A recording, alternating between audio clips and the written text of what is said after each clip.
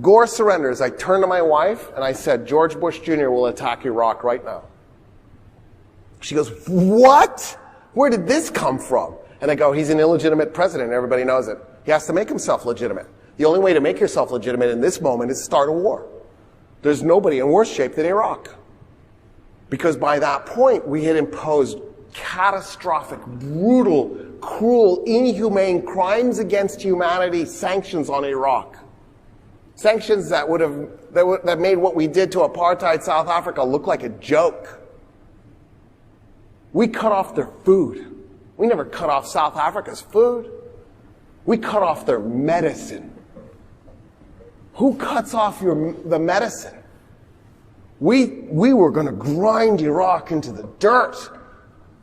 And we were going to do it by literally strangling them and starving them. Madeleine Albright, Secretary of State for Bill Clinton. This is before she becomes Secretary of State. She was already in the Bill Clinton administration. She's interviewed by 60 Minutes.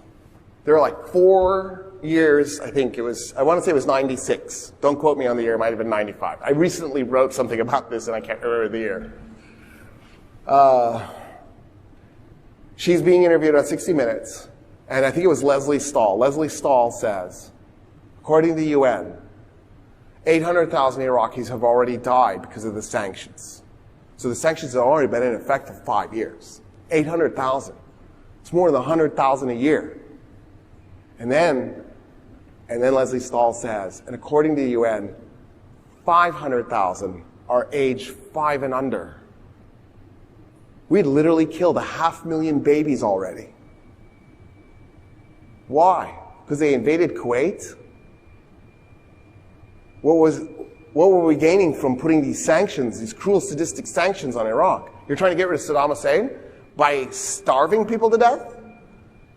What are you doing? You're crippling the economy? How's that going to get rid of a tyrant? That makes the tyrant stronger. People are going to rally around the tyrant. Because now they're thinking, well, now we have to fight for this guy because you're killing us. Now we want vengeance. Now we have to defend the state against this foreign force that's doing this thing. And so Leslie Stahl goes, is it worth it? And Madeleine Albright goes, I wouldn't do it differently if I had to do it over again.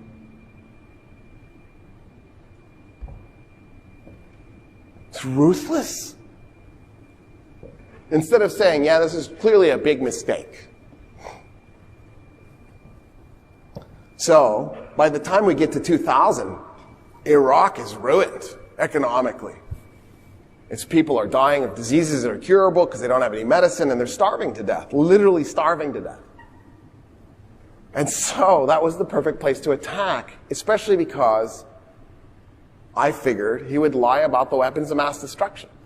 Because we were already lying about the weapons of mass destruction. So why not keep the lie going? And then 9/11 happened. And I was like, wow, Osama bin Laden must be on George Bush Jr.'s side. He just handed him the best gift ever, because now he'll rally the people. He has his war. He doesn't need to make up a war. He's got his war. It was just given to him. And then in October, right, 9/11 being September, in October they published the results showing that George Bush had lost Florida. Timing is everything. And we didn't care. All we saw was dead Muslim bodies. That's all we could imagine was we needed vengeance. We didn't care who died. I swear, the way he picked Iraq was he took a globe and he spun it, closed his eyes, and he stuck his finger on it, and he went, everybody looked, he went, New Zealand, no, it's controlled by white Christians. Try again. Boom. Botswana. No, it's not Muslim. Try again. It's black though. No. Try again. And he's got his eyes closed. What is that? That's Finland. Can you aim here? Aim right anywhere in here. Boom, he lands on Iraq and everybody goes, oh, cool. Isn't that the country that did the revolution? No, that's Iran. I can never tell them apart. They're right next to each other. They're spelled the same. It's not the same. There's a Q in one and an N in the other. Oh, are those different letters? You know that conversation happened. That's the tragedy. So now we're going to go to war with Iraq because that's what he wants to do. He wants to go to war with Iraq.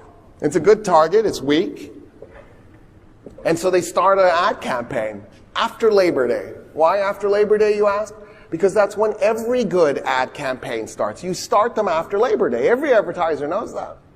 And the way they're doing it is they're connecting things. They're connecting things. They're saying Osama bin Laden and Saddam Hussein, Osama bin Laden and Saddam Hussein, Osama bin Laden and Saddam Hussein. And they just keep doing this. They just keep repeating the big lie over and over again. And the way they're doing it is just connecting the two names. They're bitter enemies. They hate each other's guts.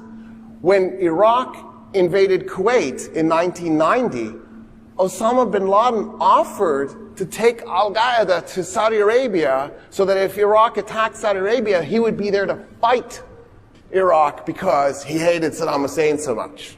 And the Saudis went, no, you know what the Americans are offering? We're going to go with that one. And that actually made Osama bin Laden bitter because he was like, you're going to take the Americans over me? And we go to war against Iraq, a country that had never attacked us, never had the means to attack us, never tried to attack us. Isn't that weird? That had been our ally in the 80s. And it was just completely random. And it was brutal. According to Johns Hopkins, we killed 1.3 to 2 million Iraqis from 2003 to 2011 in an 8-year span of time. For a country that never attacked us, never had the means to attack us. Now, part of it was just plain old-fashioned racism. Americans, there was a group of Americans who couldn't put it into their head that 19 Arabs had hurt us so badly. It just seemed weird that these subhumans that we slaughter wholesale, we're killing them by the hundreds of thousands per year, could get us back in an act of vengeance like that. I mean, think about it. The small number for what we did in Iraq, the conservative number, from 1990 when we first implemented the sanctions to 2011 when we withdrew before we went back in 2014. So we're just doing that 21 years, 90 to 2011. The small number is 2.5 million Iraqis. The big number is 3.9 million. Let's do the small number. We don't have to do the big number. The small number is already a catastrophe, right? Hitler killed 5.1 to 5.4 million Jews, 2.5 million Iraqis. We're halfway there. It's the same ballpark now. Playing a similar game, it doesn't need to be an exaggeration in case 3.9 is the exaggeration number. That's a 9/11 every 10 days for 21 years. That's a 9/11 every 10 days for 21 years. And that's not taking into consideration all the refugees we created. That's not taking into consideration all the orphans we created. That's not taking into consideration all the infrastructure that was destroyed. The businesses that were shut down, the catastrophe that the economy went through. Like this is a real crime against humanity. This is a real disaster. Arabs are 6% of the world's population. To give you an idea how big that is, the United States is 4.5% of the world's population. So there are 1 1/3 more Arabs than there are people living in the United States. Arabs are 6% of the world's population, 50% of the world's refugees. And of course, Afghans aren't Arabs, so they're not in that number. So,